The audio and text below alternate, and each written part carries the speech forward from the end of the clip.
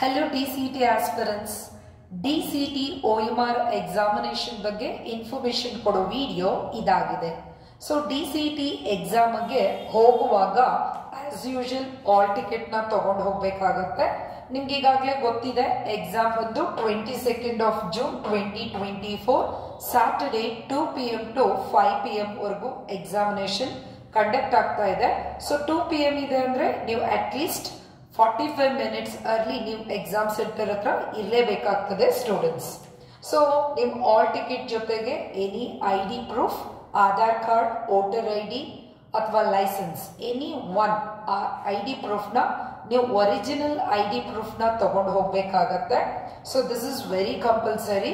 ನಿಮಗೆ ಯಾವುದೇ ID ಪ್ರೂಫ್ನ ತಗೊಂಡು ಹೋಗಿಲ್ಲ ಅಂದ್ರೆ ಎಕ್ಸಾಮಿನೇಷನ್ಗೆ ಅಲೋ ಮಾಡೋದಿಲ್ಲ.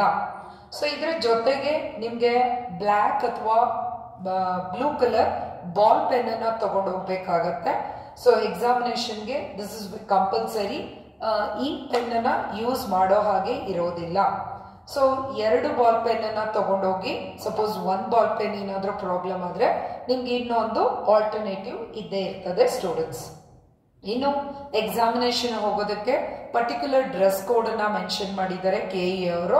ಆ ಡ್ರೆಸ್ ಕೋಡ್ ಹೇಗಿರುತ್ತೆ ಅಂದ್ರೆ ನೀವು ಜೀನ್ಸ್ ನ ವೇರ್ ಮಾಡಿ ಎಕ್ಸಾಮಿನೇಷನ್ ಹೋಗೋ ಹಾಗಿಲ್ಲ, ಶೂಸ್ ವೇರ್ ಮಾಡೋ ಹಾಗಿಲ್ಲ, ಜೊತೆಗೆ ಯಾವುದೇ ರೀತಿಯ ಜ್ಯುವೆಲರೀಸ್ ಗಳನ್ನ ಆಭರಣಗಳನ್ನ ವೇರ್ ಮಾಡೋ ಹಾಗಿಲ್ಲ ಬಾಯ್ಸ್ ಆರ್ ಗರ್ಲ್ಸ್. ಗರ್ಲ್ಸ್ಗೆ ಎಕ್ಸೆಪ್ಟ್ ಮಂಗಲಸೂತ್ರ ಬಿಟ್ಟು ಬೇರೆ ಯಾವುದೇ ರೀತಿಯ ಜ್ಯುವೆಲರೀಸ್ ನ ವೇರ್ ಮಾಡೋ ಹಾಗಿಲ್ಲ ಅಂತ ಮೆನ್ಷನ್ ಮಾಡಿದ್ದಾರೆ. So as usual normal dress coding, ಬಾಯ್ಸ್ಗೆ ಬಂದು half sleeves light colour normal wear same formals ಇರುತ್ತೆ ಆ ತರ ಫಾರ್ಮಲ್ ಡ್ರೆಸ್ಸಸ್ ನ ವೇರ್ ಮಾಡ್ಕೊಂಡು ಹೋಗಿ. ಸೊ ಗರ್ಲ್ಸ್ಗೆ ನಾರ್ಮಲ್ ಡ್ರೆಸ್ಸಸ್, ಯಾವುದೇ ರೀತಿಯ ಫ್ಲವರ್ಸ್, ಬಟನ್ಸ್, ಸೊ ಸ್ಲೀವ್ಸ್ ಏನಂದ್ರೆ ಯಾವುದೇ ರೀತಿಯ ಯೂಶಲಿ ಫಂಕ್ಷನ್ಸ್ ಗೆ ವೇರ್ ಮಾಡ್ತಿರಲ್ಲ ಆ ತರ ಡ್ರೆಸ್ಸಸ್ ನೆಲ್ಲ ವೇರ್ ಮಾಡೋ ಹಾಗಿಲ್ಲ. ದ ರೀಸನ್ ನೀವು ಕಾಪಿ ಮಾಡೋದಕ್ಕೆ ಯಾವುದೇ ರೀತಿಯ ನಿಮ್ಗೆ ಹೆಲ್ಪ್ಫುಲ್ ಆಗುವಂತ ಡ್ರೆಸ್ಸಸ್ ಗಳು ಇರಬಾರ್ದು ಅಂತ ಹೇಳ್ಬಿಟ್ಟು ಈ ರೀತಿ ಹೇಳ್ತಾ ಇದ್ದಾರೆ. ಬೆಟರ್ ಅಂದ್ರೆ ನಿಮ್ ಕಾಲೇಜ್ ಯೂನಿಫಾರ್ಮ್ ನ ವೇರ್ ಮಾಡ್ಕೊಂಡು ಹೋಗ್ಬೋದು. ವೆರಿ ಸ್ಪೆಷಲಿ ಬಾಯ್ಸ್ಗೆ ಫುಲ್ ಸ್ಲೀವ್ಸ್ ಅಲೋ ಇಲ್ಲ, ಹಾಗಾಗಿ ಹಾಫ್ ಸ್ಲೀವ್ಸ್ ಶರ್ಟ್ ಅನ್ನೇ ವೇರ್ ಮಾಡ್ಬೇಕಾಗಿರ್ತದೆ ಸ್ಟೂಡೆಂಟ್ಸ್. ಇನ್ನು ಶೂಸ್ ನ ವೇರ್ ಮಾಡೋ ಹಾಗಿಲ್ಲ, ಹಾಗಾಗಿ ನಾರ್ಮಲ್ ಸ್ಲಿಪ್ಪರ್ಸ್ ಗಳನ್ನೇ ನೀವು ವೇರ್ ಮಾಡಬೇಕಾಗಿರ್ತದೆ. ಗರ್ಲ್ಸ್ ಹೀಲ್ಸ್ ಇರ್ಬೋದು, ಯಾವುದೇ ರೀತಿಯ ಫುಲ್ ಶೂಸ್ ಬರೋದನ್ನ ವೇರ್ ಮಾಡೋ ಹಾಗಿಲ್ಲ. ಸೊ ವೆರಿ ನಾರ್ಮಲ್ ಆಗಿ ನೀವು ಎಕ್ಸಾಮಿನೇಷನ್ಗೆ ಹೋಗ್ಬೇಕಾಗುತ್ತೆ. ವಾಚ್ ಅಲೋ ಇರೋದಿಲ್ಲ ನಿಮ್ಗೆ, ಯಾವುದೇ ರೀತಿಯ analogue or digital watch wear ಮಾಡೋ ಹಾಗಿಲ್ಲ.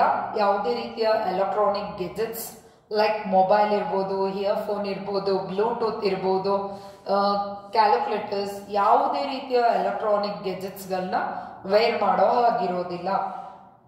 ಇನ್ನು ಎಕ್ಸಾಮಿನೇಷನ್ ಆಫ್ಟರ್ನೂನ್ ಇರೋದ್ರಿಂದ ಸೊ ಲೈಟ್ ಆಗಿ ಫುಡ್ ಅನ್ನ ಕನ್ಸ್ಯೂಮ್ ಮಾಡ್ಕೊಂಡು ಹೋಗಿ. ಟೋಟಲಿ ಊಟನೂ ಮಾಡ್ದಲೆ ಹಾಗೆ ಉಪವಾಸ ಹೋದ್ರು ಕೂಡ ನಿಮ್ಗೆ ಕೆಲವು ಸ್ಟೂಡೆಂಟ್ಸ್ ಗಳಿಗೆ ತಲೆ ತಿರುಗೋದು, ಹಿಂಸೆ ಆಗಬಹುದು. ಹಾಗಾಗಿ ಲೈಟ್ ಆಗಿ ಫುಡ್ ಅನ್ನ ಕನ್ಸ್ಯೂಮ್ ಮಾಡಿ. ಸೊ 1 hour ಅರ್ಲಿ ಎಕ್ಸಾಮಿನೇಷನ್ಗಿನ 1 hour ಅರ್ಲಿ ನೀವು ಎಕ್ಸಾಮ್ ಸೆಂಟರ್ ಹತ್ರ ಇರ್ಲೇಬೇಕಾಗ್ತದೆ ಸ್ಟೂಡೆಂಟ್. ಏನಕ್ಕೆ 1 hour ಅರ್ಲಿ ಅಂತ ಅಂದ್ರೆ, ಸೊ ನಿಮಗೆ ಈಗಾಗಲೇ ನಿಮ್ಮ ಎಕ್ಸಾಮಿನೇಷನ್ ಸೆಂಟರ್ಸ್ ಗಳು ನಿಮ್ಗೆ ಫೆಮಿಲಿಯರ್ ಇದ್ರೆ, ಆ ಕಾಲೇಜ್ ಅಥವಾ ಸ್ಕೂಲು ನೀವು ಈಗಾಗಲೇ ಅಡ್ರೆಸ್ ನೋಡಿದ್ರೆ okay. Most of the students ನೀವು ಇರೋದೇ ಬೇರೆ ಊರುಗಳಲ್ಲಿ, ನಿಮ್ಗೆ ಎಕ್ಸಾಮಿನೇಷನ್ ಸೆಂಟರ್ಸ್ ಗಳು ಬಂದಿರೋದು ಬೇರೆ ಊರುಗಳಲ್ಲಿ ಎಕ್ಸಾಮಿನೇಷನ್ ಸೆಂಟರ್ಸ್ ಗಳು ಬಂದಿರ್ತದೆ ಸ್ಟೂಡೆಂಟ್ಸ್. ಸೊ ಆ examination centre first of all address correct ಆಗಿ ಗೊತ್ತಿರಲ್ಲ, ಹುಡ್ಕೋದಕ್ಕೆ ಟೈಮ್ ಸ್ಪೆಂಡ್ ಆಗುತ್ತೆ. ಅದಾದ ನಂತರ ಅಲ್ಲಿ ನಿಮ್ಗೆ ನೀವು ಯಾವ ಕ್ಲಾಸ್ ರೂಮ್ ಅಲ್ಲಿ ಇದೆ ನಿಮ್ಮ ಎಕ್ಸಾಮಿನೇಷನ್, ನಿಮ್ಮ ರಿಜಿಸ್ಟರ್ ನಂಬರ್ನ ಯಾವ ಫ್ಲೋರ್ ಅಲ್ಲಿ ಇದೆ, ಯಾವ ಕ್ಲಾಸ್ ರೂಮ್ ಅಲ್ಲಿ ಇದೆ ಅಂತ ಹೇಳ್ಬಿಟ್ಟು ನಿಮ್ಗೆ ಹೊರಗಡೆಗೆ ನೋಟಿಸ್ ಬೋರ್ಡ್ ಅಲ್ಲಿ ಅನೌನ್ಸ್ಮೆಂಟ್ ಮಾಡಿರ್ತಾರೆ. ಅದನ್ನೆಲ್ಲ ನೋಡ್ಕೋಬೇಕಾಗತ್ತೆ. ಕೆಲವು ಕಾಲೇಜ್ಗಳು ತುಂಬಾ ದೊಡ್ಡದಾಗಿರುತ್ತೆ. ಸೊ ಒಂದು ಬಿಲ್ಡಿಂಗ್ ಅಲ್ಲಿ ಅನೌನ್ಸ್ಮೆಂಟ್ ಬಂದ್ರೆ ನಿಮ್ಮ ಎಕ್ಸಾಮಿನೇಷನ್ ಪ್ಲೇಸ್ ಬಂದು ಇನ್ನೊಂದು ಡಿಪಾರ್ಟ್ಮೆಂಟ್ ಇಂದು ಅಥವಾ ಸಪರೇಟ್ ಬಿಲ್ಡಿಂಗ್ ಇನ್ ಬೇರೆ ಫ್ಲೋರ್ ಗಳಲ್ಲಿ ಇರುತ್ತೆ. ಸೊ ನೀವು ಅಲ್ಲಿ ಹುಡುಕಾಡೋದಕ್ಕೇನೆ ಅಟ್ಲೀಸ್ಟ್ 15 to 20 minutes ಟೈಮ್ ಬೇಕಾಗ್ತದೆ ಸಮ್ಟೈಮ್ಸ್. ಹಾಗಾಗಿ ಸೊ ನೀವು 1 hour ಅರ್ಲಿ ಹೋದ್ರೆ at least first half an hour ನಿಮ್ಮ ಪ್ಲೇಸ್ ಅನ್ನ ನೀವು ಚೆಕ್ ಮಾಡ್ಕೋಬಹುದಾಗತ್ತೆ. ದ ಲಾಸ್ಟ್ ಮೂಮೆಂಟ್ ಅಲ್ಲಿ ಬಂದ್ರೆ ಇಲ್ಲೂ ಕೂಡ ನೀವೇನ್ ನೋಟಿಸ್ ಬೋರ್ಡ್ ಅಲ್ಲಿ ಡಿಸ್ಪ್ಲೇ ನೋಡ್ತೀರಾ ಅಲ್ಲೂ ಕೂಡ ರಶ್ ಆಗಿರುತ್ತೆ, ಅಲ್ಲಿ ಕೂಡ ನಿಮ್ಗೆ ಪ್ಯಾನಿಕ್ ಆಗ್ತೀರಾ. ಹಾಗಾಗಿ ಬೇಗನೆ ಎಕ್ಸಾಮಿನೇಷನ್ ಸೆಂಟರ್ನ ರೀಚ್ ಆಗಿ ಸ್ಟೂಡೆಂಟ್. ಇನ್ನು 3 hours ಎಕ್ಸಾಮಿನೇಷನ್ ನೀವು ತಗೊಳ್ಳೋದ್ರಿಂದ ಸೊ ಮಧ್ಯದಲ್ಲಿ ನೀವು ವಾಶ್ರೂಮ್ಗೆ ಹೋಗಿ ಬರೋದ್ರಿಂದ ನಿಮ್ಮ ಪ್ರೀಶಿಯಸ್ ಟೈಮ್ ನಿಮ್ಗೆ ಎಕ್ಸಾಮಿನೇಷನ್ಗೆ ಕಡಿಮೆ ಆಗ್ತದೆ. ಹಾಗಾಗಿ ಎಕ್ಸಾಮ್ ಸೆಂಟರ್ಸ್ಗೆ ಎಂಟರ್ ಆಗೋದಕ್ಕಿಂತ ಮುಂಚೆ ನೀವು ಒನ್ಸ್ ವಾಶ್ರೂಮ್ ವಿಸಿಟ್ ಮಾಡಿ ಅದಾದ ನಂತರ ಎಕ್ಸಾಮ್ ಸೆಂಟರ್ಸ್ಗೆ ಹೋಗ್ಬೇಕು. ನಿಮ್ಮ ಫಸ್ಟ್ ಬೆಲ್ ಬಂದು 1:40 PM ಗೆ ಫಸ್ಟ್ ಬೆಲ್ ಆಗುತ್ತೆ. 1:40 ಒಳಗಡೆ ನನಗೆ ಹೇಳಿದಂತ ಎಲ್ಲ ಇನ್ಸ್ಟ್ರಕ್ಷನ್ಸ್ ನ ನೀವು ಫಾಲೋ ಮಾಡಿರ್ಬೇಕು. ಸೊ 1:40ಗೆ ನಿಮ್ಗೆ ಏನ್ ಬೆಲ್ ಆಗುತ್ತೆ, ಸೊ ಆ ಬೆಲ್ ಆದಾಗ ನೀವು ನಿಮ್ಮ ಆಧಾರ್ ಕಾರ್ಡ್ ಮತ್ತು ನಿಮ್ಮ ಹಾಲ್ ಟಿಕೆಟ್ ಮತ್ತೆ ನಿಮ್ಮ ಪೆನ್, ಪೆನ್ಸಿಲ್, ರಬ್ಬರ್, ನಿಮ್ದೇನಿದೆ ಆ ವಸ್ತುಗಳು ಅವುಗಳನ್ನ ತಗೊಂಡು ಸಾಧ್ಯ ಆದ್ರೆ ನಿಮ್ದೇ ಆದ ಒಂದು ವಾಟರ್ ಬಾಟಲ್ ತಗೊಂಡು ಹೋಗಿ. ಸೊ ಇದನ್ನ ನೀವು ತಗೊಂಡು ಹೋದಾಗ ನಿಮ್ಗೆ ಎಕ್ಸಾಮಿನೇಷನ್ ಸೆಂಟರ್ ಅಲ್ಲಿ ಫಸ್ಟ್ ಚೆಕ್ ಮಾಡ್ತಾರೆ ಆಧಾರ್ ಕಾರ್ಡ್ ಅಲ್ಲಿ ಇರುವಂತ ಫೋಟೋ ಮತ್ತು ನಿಮ್ಮ ಹಾಲ್ ಟಿಕೆಟ್ ಅಲ್ಲಿ ಇರೋ ಫೋಟೋ, ನೀವು ಇದೆಲ್ಲಾನು ಮ್ಯಾಚ್ ಆಯ್ತು ಅಂದ್ರೆ ನಿಮ್ಗೆ 1:40ಗೆ ಎಕ್ಸಾಮಿನೇಷನ್ ಸೆಂಟರ್ಗೆ ಒಳಗಡೆ ಕ್ಲಾಸ್ ರೂಮ್ಗೆ ಎಂಟರ್ ಮಾಡ್ತಾರೆ. ಆದ್ರೆ ಯಾವುದೇ ಕಾರಣಕ್ಕೂ ಈಗ ಮಾಸ್ಕ್ಗಳನ್ನ ವೇರ್ ಮಾಡಿಕೊಂಡು ಹೋಗೋ ಹಾಗಿಲ್ಲ, ಎಕ್ಸಾಮ್ಗೆ ಮಾಸ್ಕ್ ನ ವೇರ್ ಮಾಡೋ ಹಾಗಿಲ್ಲ. ಇನ್ನು ಎಕ್ಸಾಮಿನೇಷನ್ಗೆ ಯಾವುದೇ ರೀತಿಯ ವ್ಯಾಲ್ಯೂಯಬಲ್ ಥಿಂಗ್ಸ್ ಗಳನ್ನ ತಗೊಂಡ್ ಬಂದ್ಬೇಡಿ. ಯಾಕಂದ್ರೆ ನೀವು ಒಳಗಡೆ ಎಕ್ಸಾಮ್ ಬರೆಯುವಾಗ ನಿಮ್ಮ ಎಲ್ಲ ವಸ್ತುಗಳನ್ನ ಹೊರಗಿಡ್ಬೇಕಾಗತ್ತೆ. ಸೊ ಮಿಸ್ ಆಗೋ ಸಾಧ್ಯತೆಗಳಿರುತ್ತೆ. ಹಾಗಾಗಿ ವ್ಯಾಲ್ಯೂಯಬಲ್ಸ್ ಥಿಂಗ್ಸ್ ನ ತಗೊಂಡ್ ಬರಬೇಡಿ. ಇನ್ನ ಫಸ್ಟ್ ಬೆಲ್ 1:40ಗೆ ಏನಾಗುತ್ತೆ, ನೀವು ಎಕ್ಸಾಮ್ ಸೆಂಟರ್ ಒಳಗಡೆ ಹೋದ್ಮೇಲೆ ನಿಮ್ಗೆ ಫಸ್ಟ್ ಅವರು OMR ಶೀಟ್ ಅನ್ನ ಕೊಡ್ತಾರೆ. ಆ OMR ಶೀಟ್ ಅಲ್ಲಿ ನಿಮ್ಮ ಹೆಸರು ಮತ್ತು ನಿಮ್ಮ DCT register number, hall ticket ಅಲ್ಲಿ ಮೆನ್ಷನ್ ಮಾಡಿರುವಂತ DCT ರಿಜಿಸ್ಟರ್ ನಂಬರ್ ನ ನಿಮ್ಮ OMR ಶೀಟಿಗೆ ನೀವು ಎಂಟ್ರಿ ಮಾಡಬೇಕಾಗತ್ತೆ. So it is initial filling of OMR examination paper fill ಮಾಡಬೇಕಾಗತ್ತೆ. ಇದನ್ನ ಫಿಲ್ ಮಾಡಿದ ನಂತರ second bell 1:50 exactly within 10 minutes ಅಲ್ಲಿ ಇನ್ನೂ ಒಂದು ನಿಮ್ಗೆ ಬೆಲ್ ಆಗತ್ತೆ. ಈಗಾಗಲೇ ನೀವು OMR ಅಲ್ಲಿ ನಿಮ್ಮ DCT ರಿಜಿಸ್ಟರ್ ನಂಬರ್ನ ಸರಿಯಾಗಿ ಬರ್ದಿದ್ದೀರಾ ಇಲ್ವಾ ಅಂತ ಹೇಳ್ಬಿಟ್ಟು 1:50ಗೆ ಏನ್ ಮಾಡ್ತಾರೆ ಅಂದ್ರೆ ನಿಮ್ಗೆ ಫಸ್ಟಿಗೆ ಬಂಡಲ್ ಆಫ್ ಕ್ವೆಶನ್ಸ್ ಒಂದು ಬಂಡಲ್ ನಿಮ್ಮ ಇನ್ವಿಜಿಲೇಟರ್ ಯಾರು ಇರ್ತಾರೆ ಅವರಿಗೆ ಬಂದು ಫಸ್ಟ್ 1:50ಗೆ ಒಂದು ಬಂಡಲ್ ಸಿಗ್ತದೆ. ಆ ಬಂಡಲ್ ಓಪನ್ ಆಗಿರೋದಿಲ್ಲ. ಫಸ್ಟ್ ಟೈಮ್ ಪೇಪರ್ ಓಪನ್ ಆಗೋದೆ ನಿಮ್ಮ ಕ್ಲಾಸ್ ರೂಮ್ ಅಲ್ಲಿ ನಿಮ್ಮ ಇನ್ವಿಜಿಲೇಟರ್ ಆ ಬಂಡಲ್ ಅನ್ನ ಓಪನ್ ಮಾಡ್ತಾರೆ.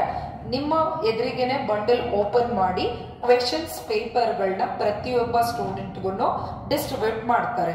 ಸೊ ಕ್ವೆಶನ್ ಪೇಪರ್ ಬಂದಾಗ ಅದು ಕ್ವೆಶನ್ ಪೇಪರ್ ಬಂದು ಸೀಲ್ ಆಗಿರ್ತದೆ, ಈ ರೀತಿ ಸೀಲ್ ಆಗಿರುತ್ತೆ. ಆ ಸೀಲ್ ಅನ್ನ ಓಪನ್ ಮಾಡೋ ಹಾಗಿರಲ್ಲ ಅಂಟಿಲ್ ದ ಥರ್ಡ್ ಬೆಲ್.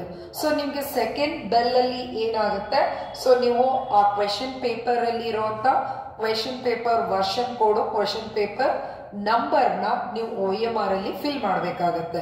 ಈಗ ನಿಮ್ಮ ಹೆಸರು, register number, question paper number ಮತ್ತು ವರ್ಷನ್ ಕೋಡ್ ಇದಿಷ್ಟನ್ನ ನೀವು OMR ಫಿಲ್ ಮಾಡ್ತೀರಾ. ನಿಮ್ಮ ಇನ್ವಿಜಿಲೇಟರ್ ಅದನ್ನ ಚೆಕ್ ಮಾಡಿಬಿಟ್ಟು ನೀವು ಸರಿಯಾಗಿ ಫಿಲ್ ಮಾಡಿದ್ದೀರಾ ಇಲ್ವಾ ಅಂತ ಅವ್ರು ಕೂಡ ಚೆಕ್ ಮಾಡ್ತಾರೆ, ನೀವು ಕೂಡ ಚೆಕ್ ಮಾಡ್ಕೊಳ್ಳಿ. ಇದಾದ್ಮೇಲೆ ನಿಮ್ಮ ಇನ್ವಿಜಿಲೇಟರ್ ನಿಮ್ಗೆ ಸಿಗ್ನೇಚರ್ ಆಗ್ತಾರೆ ಸ್ಟೂಡೆಂಟ್. ಸೊ 1:50ಗೆ ನಿಮ್ಗೆ ಕ್ವೆಶನ್ ಪೇಪರ್ ಸಿಗ್ತದೆ, ಆದ್ರೆ ನೀವು ಓಪನ್ ಮಾಡೋ ಹಾಗಿರೋದಿಲ್ಲ. ಎಕ್ಸಾಕ್ಟ್ಲಿ ಥರ್ಡ್ ಬೆಲ್ಲು 2 PM ಗೆ ಆಗತ್ತೆ. ಇಲ್ಲಿಂದ ನಿಮ್ಮ ಎಕ್ಸಾಮಿನೇಷನ್ ಟೈಮ್ ಸ್ಟಾರ್ಟ್ಸ್.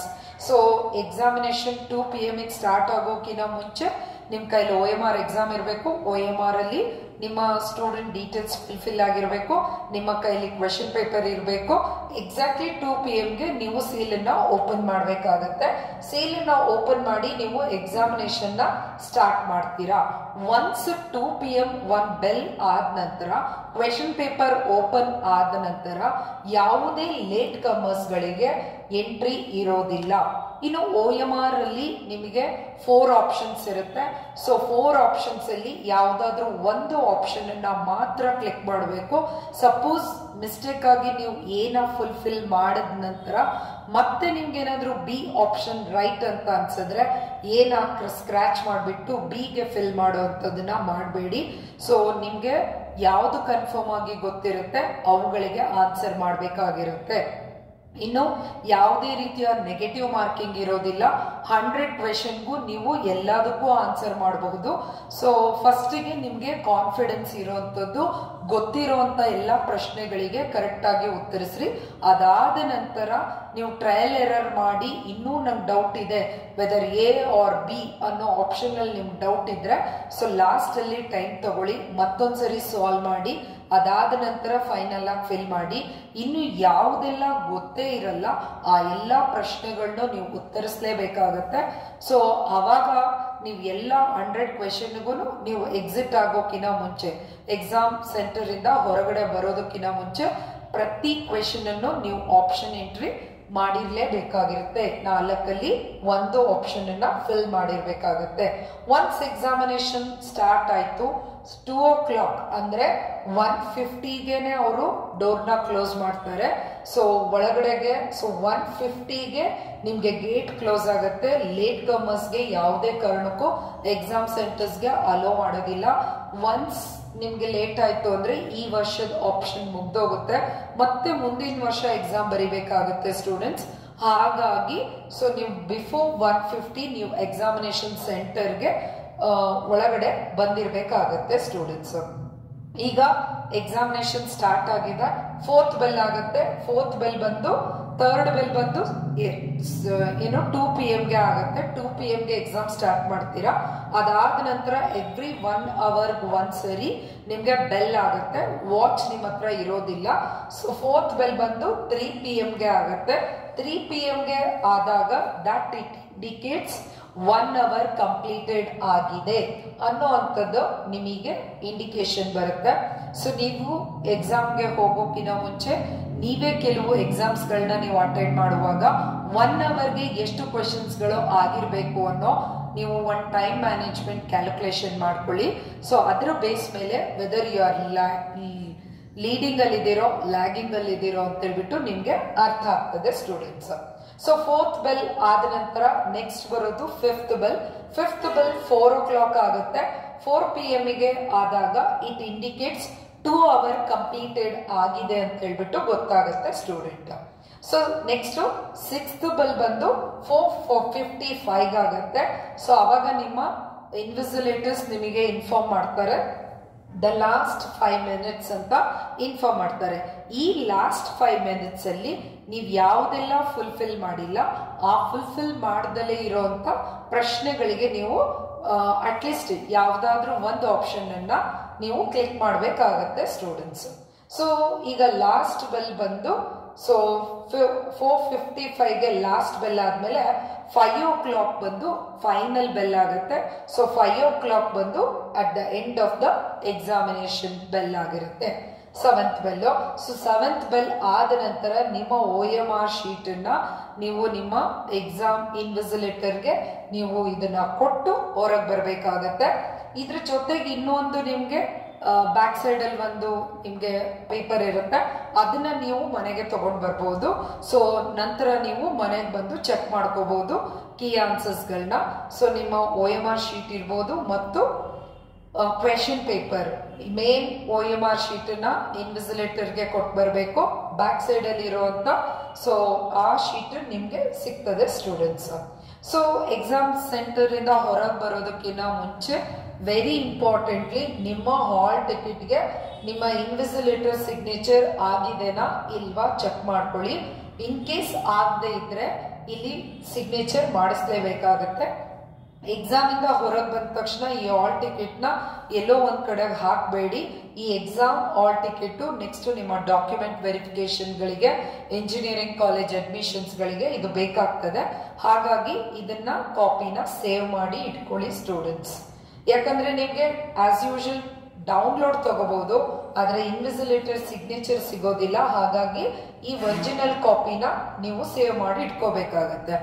ಇನ್ನು ಡ್ಯೂರಿಂಗ್ ದ ಎಕ್ಸಾಮಿನೇಷನ್ ನೀವು ಕಾಪಿ ಮಾಡೋದಾಗಿರ್ಬೋದು, ನಿಮ್ಮ OMR ಶೀಟ್ ಇರ್ಬೋದು ಅಥವಾ ಕ್ವೆಶನ್ ಪೇಪರ್ ಇರ್ಬೋದು, ಇವುಗಳನ್ನ ಎಕ್ಸ್ಚೇಂಜ್ ಮಾಡಿಕೊಂಡು ಕಾಪಿ ಮಾಡೋದು ಅಥವಾ ನೀವೇನಾದ್ರೂ ಸೈನ್ಸ್ ಮೂಲಕ ಕಣ್ಸನ್ನೆ ಇಂದ ನೀವೇನಾದ್ರೂ ಕಾಪಿ ಮಾಡಕ್ ಟ್ರೈ ಮಾಡಿದ್ರೆ, ಎಕ್ಸಾಮ್ ಸೆಂಟರ್ಸ್ಗಳಲ್ಲಿ ಡಿಸ್ಕಷನ್ ಮಾಡಿದ್ರೆ, ಗಲಾಟೆ ಮಾಡಿದ್ರೆ ನಿಮ್ಮ ಮೇಲೆ ಸೀರಿಯಸ್ ಆಕ್ಷನ್ಸ್ಗಳಾಗತ್ತೆ. ಏನಾದ್ರೂ ನೀವು ಕಾಪಿ ಮಾಡಿದ್ರೆ 3 years ಡಿಬಾರ್ ಮಾಡ್ತಾರೆ. ಸೊ ಡಿಬಾರ್ ಆದ್ರೆ ನಿಮ್ಮ ಫ್ಯೂಚರ್ ಸ್ಪಾಯ್ಲ್ ಆಗುತ್ತೆ. ಯಾವ ಕಾರಣಕ್ಕೂ ಕಾಪಿ ಮಾಡುವಂತ ಆಕ್ಟಿವಿಟೀಸ್ ಮಾಡಬೇಡಿ. ಮೋಸ್ಟ್ ಆಫ್ ದ ಕಾಲೇಜ್ಗಳಲ್ಲಿ CC ಕ್ಯಾಮೆರಾಸ್ಗಳಿರ್ತದೆ. ಇನ್ನು ಸ್ಕ್ವಾಡ್ಗಳು ತುಂಬಾ ಸ್ಟ್ರಿಕ್ಟ್ ಆಗಿರ್ತಾರೆ. ಸೊ ಹಾಗಾಗಿ ಎಕ್ಸಾಮಿನೇಷನ್ ನ ತುಂಬಾ ಸೀರಿಯಸ್ ಆಗಿ ನೀವು ಎಕ್ಸಾಮ್ ನ ತಗೋಬೇಕಾಗುತ್ತೆ ಸ್ಟೂಡೆಂಟ್ಸ್. ಇನ್ನು ನಮ್ಮ ಟೆಕ್ನಾಗಿಕ್ಸ್ ಇನೋವೇಷನ್ಸ್ ನಲ್ಲಿ DCT ಸ್ಟೇಟ್ ಗೆ ಫಸ್ಟ್ ರ್ಯಾಂಕ್ ಬಂದಿರುವಂತ ಮೊಹಮ್ಮದ್ ಸೈಫ್ ಅಲಿ ಶೇಖ್ ಇದ್ದಾರೆ. Not only CET, even KPTCL, PWD, JEE coaching ಕೂಡ ನಾವು ಕಾಂಪಿಟೇಟಿವ್ ಎಕ್ಸಾಮ್ ಕೋಚಿಂಗ್ ಕೂಡ ನಾವು ಪ್ರೊವೈಡ್ ಮಾಡ್ತಾ ಇದ್ದೀವಿ. ಕೋಚಿಂಗ್ ಬಗ್ಗೆ ಇನ್ಫಾರ್ಮೇಶನ್ ಬೇಕಂದ್ರೆ ಇಲ್ಲಿ ಮೆನ್ಷನ್ ಮಾಡಿರೋ ನಂಬರ್ಸ್ ಗಳಿಗೆ ಕಾಂಟ್ಯಾಕ್ಟ್ ಮಾಡಿ ಸ್ಟೂಡೆಂಟ್ಸ್. ಸೊ ನಮ್ಮ diploma DCT the top students ಅಂತ ಅಂದ್ರೆ ಸೊ ಸಾಕಷ್ಟು ಜನ ಟಾಪರ್ಸ್ ನಮ್ಮ ಕೋಚಿಂಗ್ ಅಲ್ಲಿ ಬಂದಿದ್ದಾರೆ. We are conducting both offline as well as online coaching ನ ಕಂಡಕ್ಟ್ ಮಾಡ್ತಾ ಇದ್ದೀವಿ. ನಿಮ್ಮ ಜೂನಿಯರ್ಸ್ ಗಳಿಗೆ please refer it. So this is Roopashree from Technogix innovations TGI DCT coaching centre. So examination ಅನ್ನ ಚೆನ್ನಾಗಿ ಮಾಡಿ. All the very best for all DCT aspirants. So ಈ ವಿಡಿಯೋನ ಆದಷ್ಟು ನಿಮ್ಮ ಎಲ್ಲ ಫ್ರೆಂಡ್ಸ್ ಗ್ರೂಪ್ಗಳಲ್ಲಿ ಶೇರ್ ಮಾಡಿ. ಸೊ ದಟ್ ಎಕ್ಸಾಮಿನೇಷನ್ಗೆ ಹೋಗೋದಕ್ಕಿಂತ ಮುಂಚೆ ಯಾವೆಲ್ಲ ಇನ್ಸ್ಟ್ರಕ್ಷನ್ಸ್ ಇರಬೇಕು ಅಂತ ಸ್ಟೂಡೆಂಟ್ಸ್ಗಳಿಗೆ ಗೊತ್ತಾಗ್ತಾ ಇದೆ students. Thank you for watching this video. This is Roopashree.